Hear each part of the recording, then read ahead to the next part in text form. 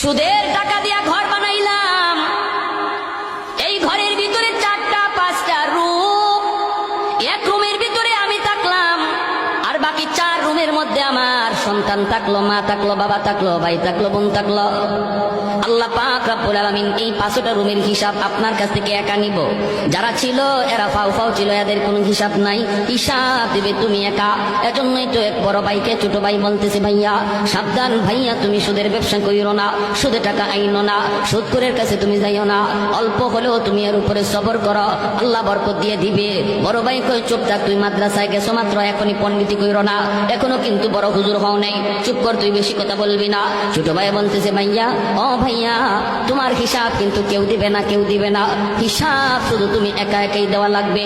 বড় ভাই কয় কস কি তুই, আমি কষ্ট করে করে আইনা সবাই খাওয়াইলাম, আমার বিপদের সময় কেউ দাঁড়াবে না। কয় না, ভাবিও তোমার বিপদের সময় দাঁড়াবে না, ভাতিজাও তোমার বিপদের সময় দাঁড়াবে না, আব্বাও তোমার বিপদের সময় দাঁড়াবে না, আম্মাও দাঁড়াবে না, আমি তো দাঁড়াইমু না। ওই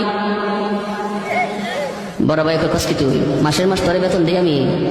যত বেতনই দেও, বিপদে যখন পড়বা আমি নাই। বড় ভাই কয় কস কি, আমার বউ? বলে বউ না, দূর হর, আমি এত কষ্ট করে ভাঙতেছি, আমার বিপদে দাঁড়াইবো না, কত দুনিয়াতে পরীক্ষা করবা? বড় ভাই কয় পরীক্ষা কেমনে করবি? দুনিয়াতেই তুমি বিপদে পড়ে দেখো তোমার পাশে কে দাঁড়ায়, কেমনে বুঝবো? তুমি মরা মানুষের বান ধরিয়া বিছানায় পড়ে দিও, বাকিটা শুধু খালি শুনবা কে কি কয়।